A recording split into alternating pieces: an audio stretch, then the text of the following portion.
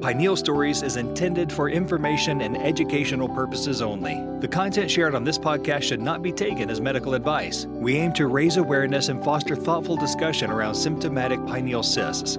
We are not providing medical guidance or diagnosis. Always consult a qualified healthcare professional regarding any medical concerns or decisions. Every individual situation is unique, and only your doctor can help you determine the best course of action for your health. Hey everybody, thanks for joining us again. Today's pretty exciting because Emily, who's with us with her parents, is waiting to have surgery tomorrow. So we're going to do this interview today. We'll do a follow-up in a few days, just a brief one, and we'll put that with part 2, which we'll do once she's had time to heal after the surgery. And it's very exciting to be able to do this in the trenches. They've gone through all the stuff they had to go through to get to this point, and here we are, and we get to talk to them before and after. So here we go. Take it away. I'm Emily. I'm 18 or 19. I just turned 19. And ever since I was a kid, I had epilepsy. So I was getting frequently monitored, like brain monitoring, MRIs, all of that. And that stopped around the age of like 10. And I started having issues again around 14, 15, my sophomore year of high school. I thought it was just epilepsy coming back because like sometimes you grow out of it, sometimes you don't. So I got a MRI then, and it showed that there was something growing in my brain. And I later found out it was a pineal cyst. So the first neurosurgeon I went to, he basically told me that we'll monitor it, but there's no concern. It's not cancerous. It doesn't cause any issues, nothing like that. And I was like, okay. But at this time, I started getting like frequent migraines, dizziness, sleep issues. Like I'd hallucinate at night. I was just overall like struggling in every other area of my life. So we monitor it, a year goes by. He said, it's growing, but it's not a concern. I was like, okay, but I'm concerned. So I went and got a second opinion, and that doctor was more willing to the idea of surgery, and he has done it before, like multiple times, but he tries to not do it often. So he said, you're on the brink of surgery, but we'll monitor it for another year and then we'll reconvene. So another MRI goes by, and he said that like he doesn't really want to operate on it. He doesn't think it's really causing me any issues. And the surgery is too risky because there's blood vessels right next to it or on it or whatever. And at this point, like the hallucinations are worse. My sleep is worse. I've had multiple sleep studies done at this point. I had counseling done, like years of counseling, because I thought like there was something mentally wrong with me, that I had some sort of disorder or something because I couldn't regulate my emotions. I was crying constantly. And it just made like I was just struggling in every aspect of my life. And it like took tolls on like relationships and stuff. So like after that, my mom started researching more about pineal cysts and how it affects people. Like there's a Facebook group that she joined, and that's been like the biggest help ever. She knows a lot more than I do. I'm trying to stay as naive as possible, to be honest. But she found a doctor here in South Carolina, and he's Dr. Patel. He's like one of the best surgeons to do this. Um, it was actually funny when I saw him. Like my experiences with neurosurgeons and like neurologists and stuff like that is that they're not really like super friendly, but he really was, and like so down to earth and personable and super confident, super confident.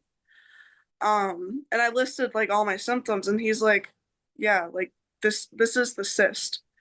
Like you're having lots of issues. You should get surgery."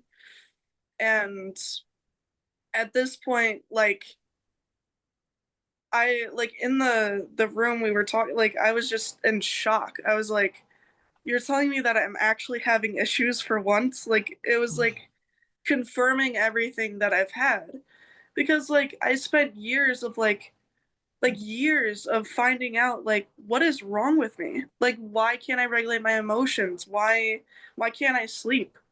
Like it Mm. it was just like so eye-opening, because at a certain point you start just believing doctors like you're fine. This is just in your head. And I think it was just so like I was so thankful to hear that somebody is like, no, these are actual issues you're having, and it's like caused by this. Like me and my mom started crying like then and there, because it's like Yes. all your life you're getting told, no, you don't have any issues. And it's like, but I do. Like I don't think like it's just crazy. So since then, uh we got booked for surgery, and yeah, it's tomorrow. So that's, oh my god, so many emotions. Um Mm. and like leading up to all of this, like what was the appointment back in March is when I found out I was going to have surgery. And so this entire time I've just been like bawling my eyes out, like so scared of what's going to happen. But at the same time, it's like so relieving that there is an end to this. Mhm. Like, I'm not, and like, maybe not all my issues are going to be solved, and that's fine. Like, maybe I'll just cry a lot. I don't know. But, I think it's worth, as at least if I fix my sleep or migraines or something, I think it'll be worth it. And I'm very thankful to have the family that I do, because my mom has done everything, and Oh, she's researched the surgery process and the doctors and reached out to other people who's had these surgeries done, and is like super prepared. She's bought me all kinds of pillows and multiple pillowcases, like stuff that you don't even think about. I'm like, "Oh my god." I'm like, "I don't need these many pillows." And she's like, "You will. You will." And I'm like, "Okay." I mean, I won't complain. So, it's just like I'm so thankful to have the people that I do, and I'm so glad that this journey is gonna end soon, hopefully. So, I think that's that's the entirety of it. Well, I think that you will be pleasantly surprised to I see hope so. how many of those symptoms vanish mhm. immediately, Yeah. and then how much of it dissipates and then disappears in the Mhm. coming months. It's, for Kelly, it was, like I said before we started the interview, it wasn't instant. She instantly was better Like 90% better. right away. But Wow. then over the course of almost exactly a year, those things dissipated and disappeared. Completely. It was And when you miraculous. say instant, Kelly, like obviously you're in pain from the surgery, but what did Right. you notice instantly that changed for you? So, uh, like what uh, your daughter was talking about, the mental dysregulation and sort of the hallucinations and the not being able to sleep. instantly, it was like a switch was flipped in my brain. I remember waking up from that surgery and I knew that those problems had gone away. I hadn't even tried to sleep yet. I mean, they had just woken me up from surgery. And you were Um, hungry. I was hungry, but one of the things I had too was it messed with my appetite because I had some issues with swallowing, some neurological issues with swallowing from it, and I lost a bunch of weight. And so my appetite had gone away. Also, just from the migraines, when you have a migraine, it's hard to think about food. I woke up and I knew that something had changed. I knew I made Wow. the right decision immediately. It was that Yeah. quick. And then my son, who went with us for the surgery, he was in the recovery room and he just looked at the doctors and nurses and said, "My mama's back." Like he knew too. Aw. Yeah, he knew too. And it had been so just everything that you're describing is I've had every single one of those symptoms, and it took about a full year to be fully recovered because it is brain surgery, I mean, it is a big thing, but the physical part of recovery was so worth it. Just for getting I feel like I got my life back because when you're living like that, you're not really, you're just in survival mode. Yeah. You're not living your life. You're just breathing every day. And yeah, I think that when when Patel when we were sitting in his office, I also bawled the whole way back to our hotel when he said, "You're a candidate and I can fix you." I remember calling like my mom and everybody that had been praying for me, and I couldn't even get the words out. We were Yeah. so happy. And that's the thing too that I've been hearing from most people that have been sharing their story. It's so sad how long it takes to get someone to believe you and to understand that Yeah. these can and do cause symptoms. And that's something that we're hopeful that this podcast is going to help with, that more even PCPs need to know this because a lot of times people start at their PCP and they may get an MRI and the PCP may go, "Oh, this is nothing." Well, they need to know that it isn't and who to send that person to. Mhm. But yeah, it's so validating. It was so validating hearing Dr. Patel say that. And one of the things that he told me too was when he first started doing this surgery, he followed the first 100 people that he did, and 100% of the patients said they would do the surgery again in a heartbeat.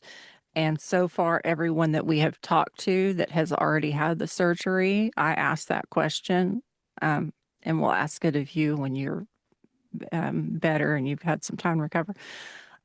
So far, every single person has also, no hesitation, has said they would do it again. I would absolutely do it again, because yeah, I wasn't living. I was just breathing, and we were Yeah. desperate. We were desperate. Um, so I'm It's so so happy. frustrating too. What's that? It's so frustrating too. Yes. Like hearing constantly like every time I went to the doctor, like nothing is happening. Like go see Mhm. this or go see that. Try therapy, like all this stuff. And I'm Yeah. like, I've been doing this. Like I know there's something wrong. And it's like the feeling that you know there's something wrong, but no one is willing to help. Like Yes. you become helpless. Mhm. And then like on top of not even able to regulate your emotions, you're being told that you're like faking it or you're being dramatic or whatever. And it's just Mhm. like so frustrating, like so frustrating. So then hearing Dr. Patel say like, no, you are experiencing these symptoms because of the cyst. It's just Mhm. like finally someone's listening to me. And the research that he's doing is Mhm. is pretty amazing. When he started his foundation, he started it with his own money, and they're studying exactly what is it about these cysts that are causing all of these symptoms. They've Mhm. already isolated a few of the chemicals, one of them for sure is melatonin, but it's not the chemicals that are being released, these hormones are not normal. And so he believes that, the more research that is done, the more we'll be able to find out exactly why these cysts cause all these symptoms, because it doesn't necessarily correlate even to the size of the cyst. There are people Right. with really teeny tiny ones that have just as bad of symptoms as people with larger ones. So it Mhm. definitely is something about the chemicals being released. And yeah, uh, mental issues and anxiety and sleeping issues have also been sort of a common theme with people that have these. And that was something I was told too. I remember it took me a few years as well to finally, um, I think we found Dr. Patel ourselves. We were desperate. We found him online. We saw an article about him and we made that call. But before that, I had gone to an urgent care because uh, I remember very distinctly I'm driving home, and suddenly I felt like maybe I was having a heart attack. I didn't know what was happening, and we went to the urgent care, and they didn't do any tests. They just told me I was having a panic attack, and that that I was too young, that there's nothing could possibly be terribly wrong. And that was very discouraging because, like you say, you know your own body. You you can tell there's just an inner intuition. That's another thing that people with these cysts have talked about is their own intuition. We aren't crazy. We know there's something wrong, and Dr. Patel is proving over and over and over again with these surgeries that not only do they cause these symptoms, they're debilitating. Yeah. They're life altering. Mhm. And I'm so happy that you're getting your surgery tomorrow. I Me too. remember being nervous about it, but man, you're going to feel so much better. The first couple of weeks, of course, are the physical recovery part is the hardest part.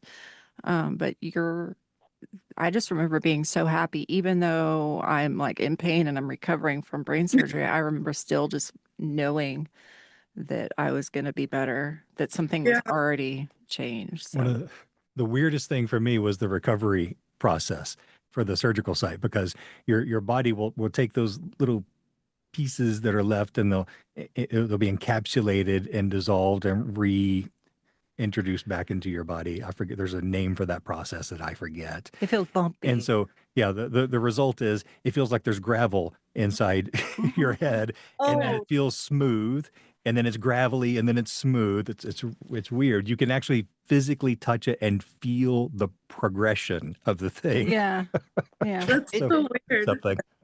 That doesn't hurt or anything. It's just funny. It's just weird to feel. Yeah. And Mhm. So you as a 19-year-old, now my wife, who has been 29 for 18 years, um, she was told that she was too young, and I'll say the quote one more time because I've said it a couple of times and people are going to get tired of hearing it, but I'll say it one more time because it made me so angry. She was told by a nurse here locally, "Honey, you're too young and hot to have any real problems." mhm. I mean, I don't know what either of those things has to do whether or not this thing in your brain is going to impact you. Mhm. That's Just the frustrating and ignorant. infuriating. Yeah. But Yeah. you're 19. How has that been? Yeah. I mean, I don't know. I've always had medical issues. I mean, like I don't know life without going to the doctor almost every month, to be Mhm. honest. Yeah. So I feel like my journey is a little bit different than the average person. Not to, like, not that one's worse or not, but like I was just like sitting and reflecting recently that like I've never been able to like prepare for what's coming next in my life. And like I've always had short-term goals, but like I've always been like, well, what if surgery goes wrong? Or what if I can't get surgery? Or what if this and that? And how's that going to affect going to college? How is that going to affect like further down the line? Mhm. So I think like just like that stuff in general, it's it's a bit different of how I've been living because it like you said, it's more of survival. Like Yeah. you're just living day to day. And I Right. think I've been in that mentality for so long that it's going to be different when I recover because now I can set long-term goals and know for sure I can achieve these things. That's Absolutely. amazing. Yeah. Yes. That is such a great way of looking at that. Mhm. I'm not tearing up, you are. So, wow. Okay. So here we are. You're on the verge of getting this thing done. Yeah. We believe absolutely that you're going to immediately see benefits from it, Mhm. and that those will continue to present themselves over and over and over as things just get better and better, because that's the progression this thing takes. It's Mhm. miraculous. Yeah. So let's plan on a few weeks after surgery for part two. What do you think? Yeah. Okay. Yeah. Okay. All righty. And would you want to do a check-in a couple of days after, or no? No pressure. You're Yeah. gonna be in pain from the back of your head. I mean, we can play it by ear, but I'm willing to do that. Okay. Okay. I think it's just so interesting. We happen to, y'all found us through that Facebook Yeah. website a couple of days before you go for your surgery. And Yes. so, we're talking about this medical journey with a lot of people, and it's either they've not been able to get the surgery and they're desperately trying to figure out how to make that happen, or they've been through the surgery and they talk about how long it took and all that. Right. But it's one side or the other. And here we're getting both. I think that's going to be very compelling and Helpful. very Yeah. telling. Yeah. Yes. So I'm very much looking forward to it. And honestly, if we had known, a year and a half ago that we were going to be doing a podcast and that so many people were going to want to tell their stories, we would have recorded something of Kelly back during that time. Yeah. But We were in survival mode Yeah. though. I Yeah. mean, it was by the time I had my surgery, my symptoms were pretty much out of control. I couldn't take care of myself, let alone even think about taking care of my family. It was we weren't even in that mindset. We were we were Yeah. definitely in survival mode at the time. Exactly. And I actually I went through breast cancer at the same time going through this, but I would say the pineal cyst was more difficult than the cancer because at least with the cancer, people believe you have cancer. Here we go. Here's how we're going to treat it. The last neuro that Emily saw, really, we were both sitting in there and it kind of bothered me. He turned to her and said that he doesn't think that he would do the surgery. That there's too many, vascular something or other around it. And then he turned to her and she was 18 and said, honey, go live your life. Just go live your life. Wow. And when we left, Emily said to me, Mom, does that mean I'm dying? Because Aw. he just left it at just go live your life. Yeah. That's awful. Awful. Yeah. Oh my gosh. Yeah. Like I wasn't getting any answers and I'm having all these issues and I'm like, what if there's something like really, really bad about to happen and like now people don't want to deal with like the riskiness of it. That's what it felt like because he was the one that has done surgeries and now he's just like this is too risky for me. And it felt like more of he was trying to be safe for him rather than think about helping me. Yeah. And it was just so frustrating. Like, it was so invalidating on like what I was feeling and going through. Like, my situation wasn't worse enough. Getting those hopes up and then just to have them completely dashed is Yeah. it's awful. Um, yeah, thank God for Dr. Patel and what he's doing. Yeah. There's only when we talked to Dr. Patel, he said there's only 4 people or 4 neurosurgeons on the Specializing it. planet that specialize in this surgery, Mhm. and it's him, 2 in Germany, 1 in Australia. 2 in Germany, 1 in Australia. And he told us that he gets emails, 2 and 3 emails a day from people around the world desperate. Yeah. And that, I mean, he can't do every single one of them. He needs more, he definitely needs more neurosurgeons that understand this and that see it Mhm. for what it is. And And here we are, working to make that happen. We're going hopefully to do our helping make that absolute happen. best. Yeah. And we Yeah, really it's appreciate you being sure. here to help Yeah. Thank you so very much. much for sharing your story. And by the way, there's a great ice cream place over there that I went to. I think it was like a week after surgery. What's that ice cream place called? It was so good. Right after I had my brain surgery. We'll look it up Yeah, and we'll I'll look it text you the name of Yeah. it. Okay. Okay. I have And to go also back. I'll reach out to them and ask if they want to sponsor us. Joking. I'm joking. You should. Yeah. Maybe I'm not joking. No, I think I'm joking. Yeah, right. No, you totally should. All right, y'all. I cannot wait for the follow-up. Yeah. Now, Yeah. if we're able to do one in a few days, that one's going to be like, ow. And then the one that we do a few weeks after that, I'm I don't know. We'll have Kleenex ready on this end because it's going to be something. It's going gonna to be be awesome. wonderful. Yeah. Have great results. Yeah. I'm already so emotional. Like, Yeah. the nerves are so, like, I'm feeling every emotion at once, and it's so overwhelming. Mhm. But then I'm also like, this is like my second time coming to South Carolina, so I want to enjoy it too. Like, we're gonna go to the Right. beach and Yeah. stuff. So it's like Yeah. trying to find the balance of, okay, I can cry for like 20 minutes and then I gotta go do something. Yeah. Go Love it. enjoy Folly Beach. Yeah. The Walk, sunsets are beautiful. walk around downtown and notice how attractive everyone is. I mean, so many Oh my attractive gosh, people in there. everybody there's gorgeous. I feel like all the doctors and nurses And at they're the so hospital nice. look like they could have been on Grey's Yeah, Anatomy. we literally had all these Grey's Anatomy conversations like we're in Grey's Anatomy. See, there's proof, there's proof, there's That's proof, so there's funny. proof. This is an episode. Yeah. And because we traveled from Texas, where did y'all have to travel from? Illinois. Oh, okay. So they had Yeah. about the same drive time as us. Yeah. Yeah. 19 and a half hours. Yeah.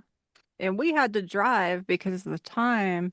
I did have some narrowing of the aqueducts, which has cleared up since the surgery, but and the change in pressure We would were have been concerned. it would have been too much. It Yeah. would have been too painful Mhm. to fly. So yeah, we drove, and I mean, there are bits and pieces of that 2 weeks that I can't remember, which I guess makes sense for anesthesia and surgery and stuff like Mhm. that. So yeah, I wish we would have recorded something about mine, but yeah, we were in survival mode, Right. but we don't believe that it should take this long for someone to get help, and we don't believe that enough medical professionals understand how serious this is and Mhm. how life altering it is. And we see that over and over and over.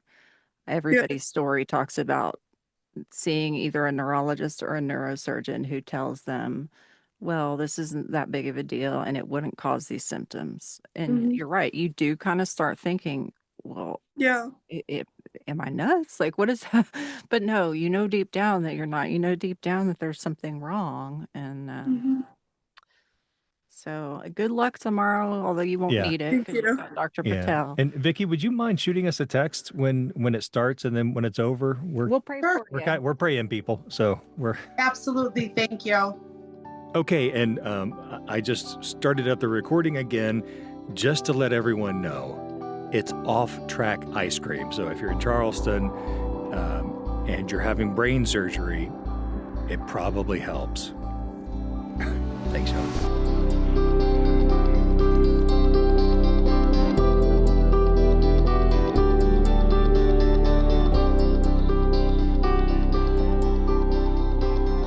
Thanks for listening to this episode of Pineal Stories, where patient voices matter and real stories have the power to drive change. If you or someone you love is living with a symptomatic pineal cyst, know that you are not alone. Our community is growing, and your experience matters. Share your story, connect with others, and help us push the medical conversation forward. Visit pinealstories.com to explore more stories, submit your own, and stay connected. And if you found this episode meaningful, please consider leaving a review and sharing it with someone who needs to hear it. Until next time, stay strong, stay informed, and keep speaking up.